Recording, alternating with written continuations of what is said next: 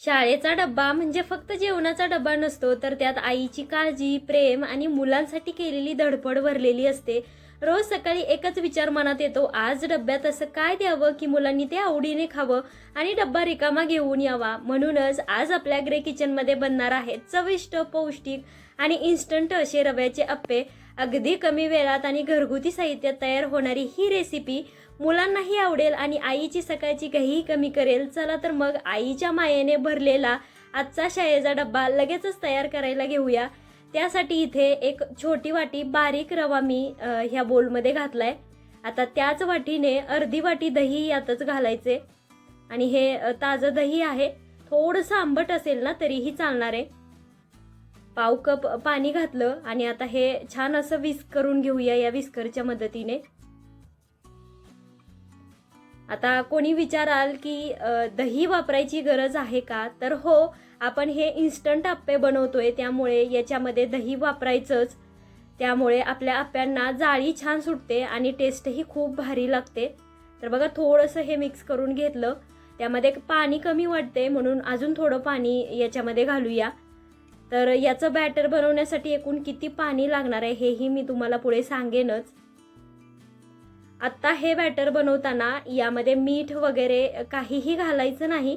फक्त दही, पाणी आणि रवा घालूनच हे असं बनवून घ्यायचं आणि यावरती झाकण ठेवून बाकीच्या भाज्या वगैरे चिरून घ्यायच्यात. तर इथे एक छोट्या आकाराचा कांदा चिरून घेतलाय, 5-6 हिरव्या मिरच्या चिरून घेतल्यात, गाजर खिसून घेतले, छोटीशी सिमला मिरची ही चिरून घेतलेली आहे, टोमॅटो आहे आणि स्वच्छ धुवून चिरून घेतलेली कोथिंबीर. तर मी आवडीप्रमाणे या भाज्या घेतलेल्या आहेत. तुम्ही तुमच्या आवडीप्रमाणे कमी जास्त करू शकता किंवा दुसऱ्या कोणत्या तुमच्या मुलांना जर आवडत असतील तर त्याही घालू शकता. इथं बीट घातलं तरी चालतं. स्वीटकॉर्न असतं ना आपलं, तेही असं बारीक चिरून घातलं ना त्यानेही खूप भन्नाट चव येते. तर आता ह्या सगळ्या भाज्या आपल्या त्या मगाशी भिजवलेल्या रव्यामध्ये घातल्या. चवीप्रमाणे मीठही घालायचे. तर बघा, साधारण एक 10 मिनिट तरी हा रवा भिजणं गरजेचं आहे. अगदीच वेळ नसेल ना तुमच्याकडे तरी 5 मिनिट तरी दह्यामध्ये हा भिजत ठेवाच. आता हे सगळ्या भाज्या मीठ वगैरे घातल्यानंतर आपल्याला मिक्स करून घ्यायचं आहे. यामध्ये एकदमच पाणी घालायचं नसतं, अंदाज बघत थोडं थोडं पाणी घालायचं आणि मग बॅटर बनवायचं.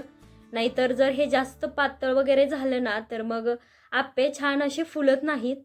तर बघा, सुरुवातीपासून ते आत्तापर्यंत आपण यामध्ये साधारण 1 कपभर इतकं पाणी वापरलेलं आहे आणि तेवढ्या पाण्याने याला परफेक्ट अशी कन्सिस्टन्सी आलेली आहे. तुम्हाला इथं दाखवते बघा, अशी करायची. जास्त पातळही नको आणि जास्त दाटसरही नको. आता यामध्ये एक सिक्रेट तडका मारायचा आहे आपल्याला. त्यामुळे आप्प्यांची चव अगदी 10 पटीने वाढते. तर एका कडल्यामध्ये तेल घेतलं, त्यामध्ये थोडीशी मोहरी, जिरे, हिंग घालायचा आणि अगदी बारीक अशी चिरून घेतलेली ही कढीपत्त्याची पानंही घातली. आता हा तडका आपल्याला त्या रव्याच्या बॅटरमध्ये घालायचा आहे. तुम्ही जर याआधी असा तडका आप्प्यांमध्ये घालत नसाल तर एकदा करून बघा. एवढा जबरदस्त स्वाद येतो ना या तडक्यामुळे आप्प्यांना. एकदा जर असं केलं ना तर नेहमी तुम्ही ज्या वेळेस पण हे रव्याचे आप्पे कराल त्यावेळेस असा तडका घालणारच त्याच्यामध्ये. तर हे परत एकदा आपल्याला व्यवस्थित असं मिसळून घ्यायचं आहे. यामध्ये तडका घालण्याचा फायदा म्हणजे सकाळी सकाळी आपल्याला खूप घाई असते आणि खोबऱ्याची चटणी बनवायला किंवा सांबर बनवायला अजिबात वेळ नसतो. त्यामुळे जर असा तडका घालून आप्पे बनवले ना, चटणीची किंवा सांबरची कमी अजिबात भासत नाही, कारण ते असे नुसतेच खायला खूप भारी लागतात. तर आता यामध्ये साधारण 1 चिमूटभर इतका खायचा सोडा घातलाय. तो सगळ्यांकडेच उपलब्ध असतो. ते इनो सॉल्ट वगैरे आणायची काहीही गरज नाही. आपल्या घरीच उपलब्ध असलेला हा खायचा सोडा थोडासा घालायचा आणि लगेचच आप्पे करायला घ्यायचे. तर इथं हे आप्पे पात्र जे आहे ते आपण गॅसवरती ठेवूया आणि गॅस सुरू करून हे छान असं गरम करून घेऊया. हे गरम झालं का यामध्ये थोडं थोडं असं तूप सोडूयात. आता तुपातले जे आप्पे असतात ना ते चवीला खूप भारी लागतात, म्हणून मी नेहमी तुपातलेच बनवते. तुम्हाला नसेल वापरायचं तर तेल वापरलं तरीही चालणार आहे. तर आता ब्रशच्या साह्याने ना या कॅव्हिटीज व्यवस्थित अशा ग्रीस करून घेऊया, जेणेकरून बॅटर अजिबात याला चिटकलं नाही पाहिजे.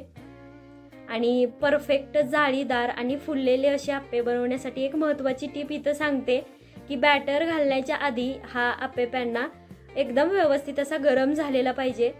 कमी गरम किंवा थंड पात्रामध्ये आप्पे घालायचे नाहीत किंवा हे बॅटर घालायचं नाहीत.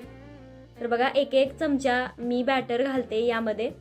आणि घालताना ना नेहमी असं बाजूला आधी घालायचं आणि मध्ये शेवटी घालायचं, कारण मध्ये गॅसची फ्लेम जास्त चालत असते आणि कडेने थोडीशी कमी उष्णता मिळते याला, त्यामुळे ते मधले करपू शकतात. तर यावरती आता झाकण ठेवलंय. एक 4 मिनिटांपर्यंत आपण याची वाफ काढून घेऊया.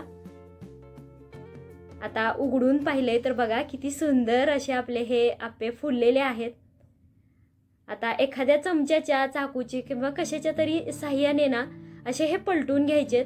आता ही जी स्टिक असते ना ही आप्पे पात्रासोबतच मिळते, ती आहे माझ्याकडे, म्हणून मी त्यानेच हे पलटून घेते. काय जबरदस्त दिसतेत बघा. जे जे आप्पे खालच्या बाजूने असे लालसर शेकले गेलेत ना तेच मी पलटून घेणार आहे. आणि एखादे दुसरे जर नसतील शेकले गेले अजून तर एखादा मिनिट ठेवून देते, म्हणजे बाकीचे हे शेकले जाईपर्यंत तेही तयार होतील. थोडं थोडं तूपही वरून सोडायचे. आणि आत्ता यावरती झाकण ठेवायचं नाही, फक्त सुरुवातीला झाकण ठेवायचं आणि एकदा का हे पलटून घेतले ना मग झाकण न ठेवताच हे शेकू द्यायचे. असं का, तर दुसऱ्यांदाही जर याच्यावरती झाकण ठेवलं तर मग ते मऊ पडू शकतात, त्यामुळे. तर आता हे बघा जे बाजूचे होते ना तेही शेकले गेलेले आहेत. पलटून घेऊयात आणि असंच ह्या स्टिकच्या साह्याने अलट पलट करत हे आप्पे व्यवस्थित असे आपल्याला दोन्ही बाजूनी शेकून घ्यायचेत. तर एक बॅच तयार होण्यासाठी सुरुवातीपासून शेवटपर्यंत एक 7 ते 8 मिनिटं तरी लागतात. त्यामुळे आपले आप्पे एकदम वरून छान असे कुरकुरीत आणि आतून जाळीदार आणि मऊ असे तयार होतात. तर इथं बघा हे आपले रव्याचे आप्पे तयार झालेले आहेत. आता छान असं याचं प्लेटिंग करून घेऊया. खोबऱ्याची चटणी, सांबर असेल यासोबत हे खूप जबरदस्त लागतात. अगदीच काही नसेल तर टोमॅटो सॉस किंवा कोरडे खायलाही भन्नाट लागतात. सकाळच्या घाई गडबडीमध्ये असेच कोरडे जरी मुलांना डब्यामध्ये दिले ना तरी मुले डब्बा संपवून येणारच याची गॅरंटी मी देते. त्यामुळे तुम्हालाही वाटत असेल की तुमच्याही मुलांनी डब्बा रिकामा परत आणावा तर असे झटपट तयार होणारे पौष्टिक आणि स्वादिष्ट असे रव्याचे आप्पे नक्कीच करून बघा. आणि अशा साध्या सोप्या आणि इन्स्टंट डब्याच्या रेसिपी जर अजून पाहायला आवडणार असतील तर आपल्या चॅनलला सबस्क्राईब करून घ्या आणि शेजारची बेल आयकॉन दाबा. भेटूया एका अशाच डब्बा स्पेशल रेसिपी सोबत. तोपर्यंत धन्यवाद.